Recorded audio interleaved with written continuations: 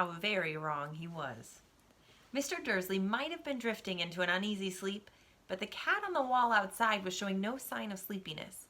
It was sitting as still as a statue, its eyes fixed unblinkingly on the far corner of Privet Drive. It didn't so much as quiver when a car door slammed on the next street, nor when two owls swooped overhead. In fact, it was nearly midnight before it moved at all. A man appeared on the corner the cat had been watching. Appeared so suddenly and so silently you'd have thought he'd just popped out of the ground. The cat's tail twitched and its eyes narrowed. Nothing like this man had ever been seen on Privet Drive. He was tall, thin, and very old, judging by the silver of his hair and beard, which were both long enough to tuck into his belt. He was wearing long robes, a purple cloak that swept the ground, and high-heeled, buckled boots. His blue eyes were light, bright, and sparkling behind half-moon spectacles, and his nose was very long and crooked, as though it had been broken at least twice. This man's name was Albus Dumbledore. Albus Dumbledore didn't seem to realize that he had just arrived in a street where everything from his name to his boots was unwelcome. He was busy rummaging in his cloak, looking for something, but he did seem to realize he was being watched because he looked up suddenly at the cat, which was still staring at him from the other end of the street. For some reason, the sight of the cat seemed to amuse him. He chuckled and muttered, "I should have known." He found what he was looking for in his inside pocket. It seemed to be a silver cigarette lighter. He flicked it open, held it up in the air, and clicked it. The nearest street lamp went out with a little pop. He clicked it again. The next lamp flickered into darkness.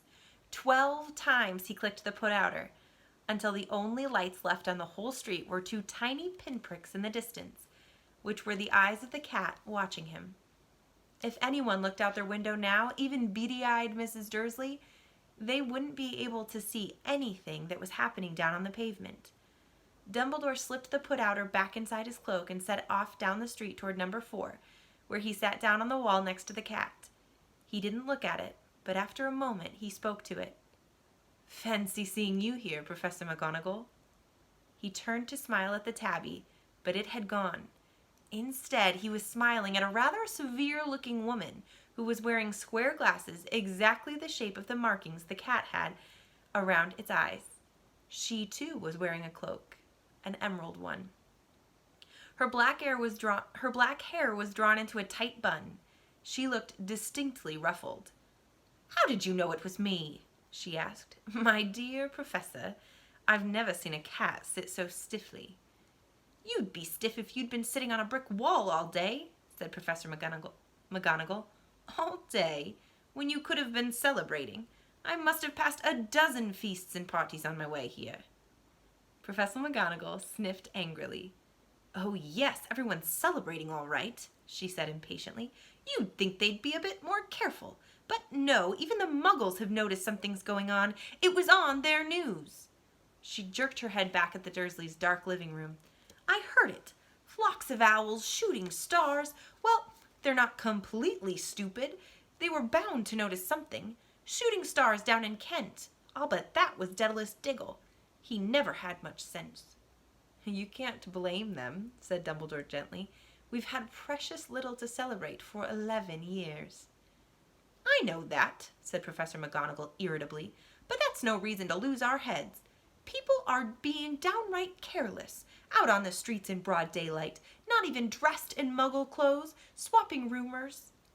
She threw a sharp, sideways glance at Dumbledore here, as though hoping he was going to tell her something, but he didn't, so she went on.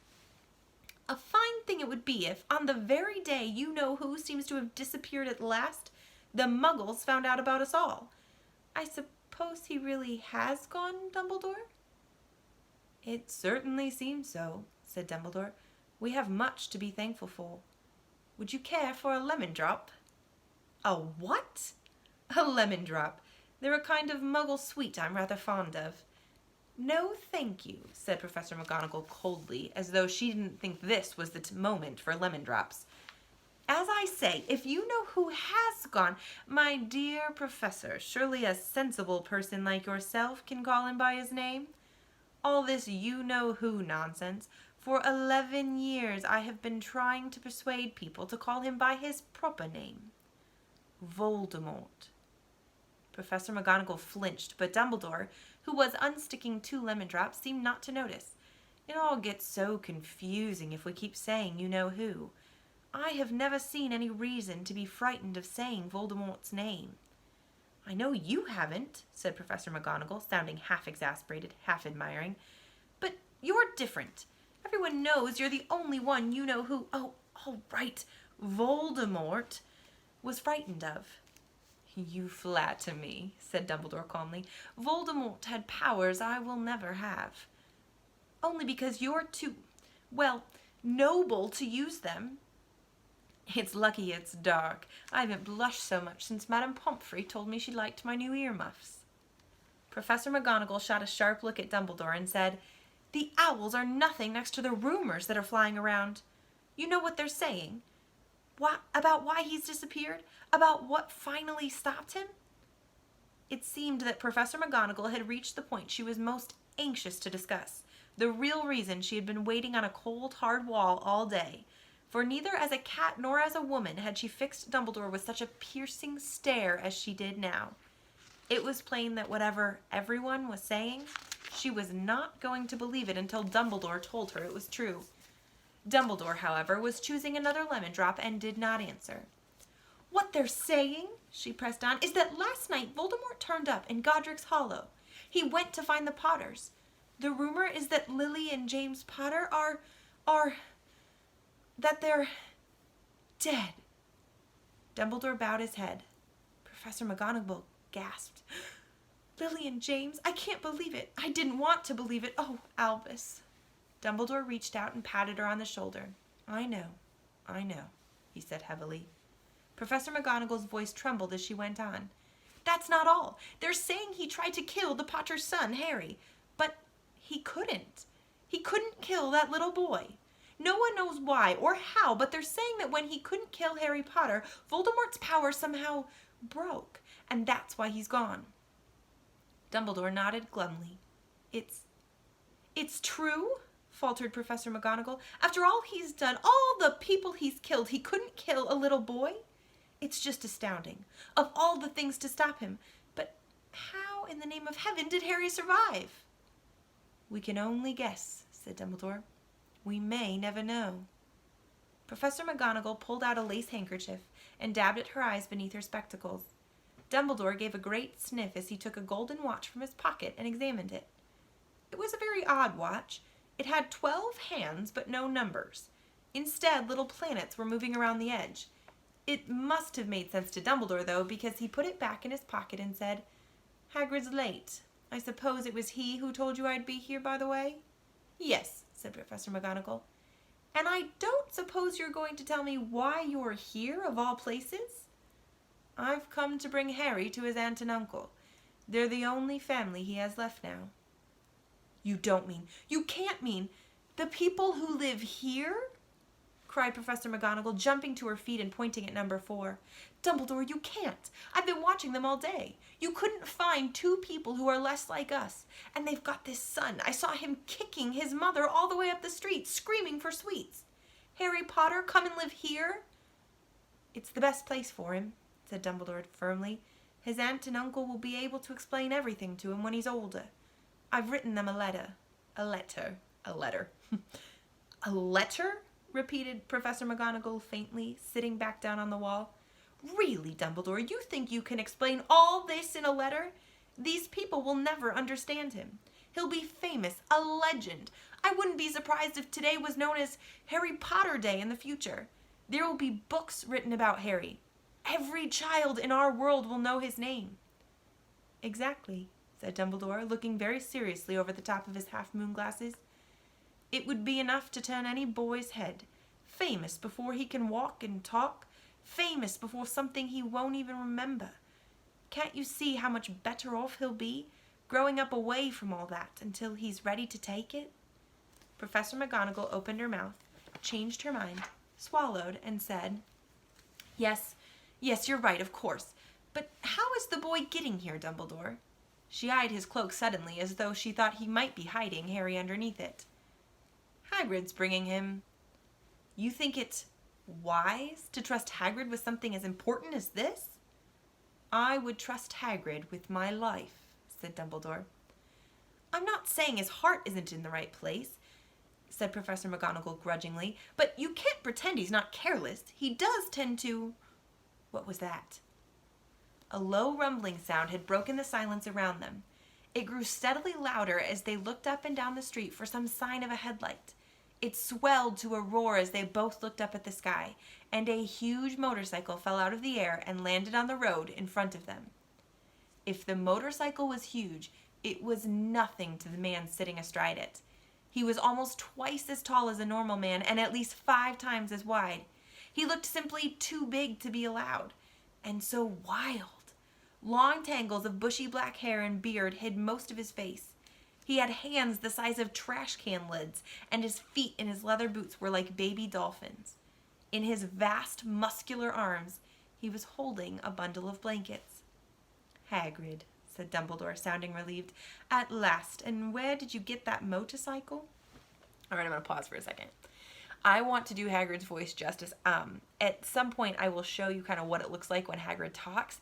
He has his own dialect, his own little version of speaking, and his voice is really gruff and rough. So I'm going to try to do this, but I'm probably going to fail a lot of the time. So here we go.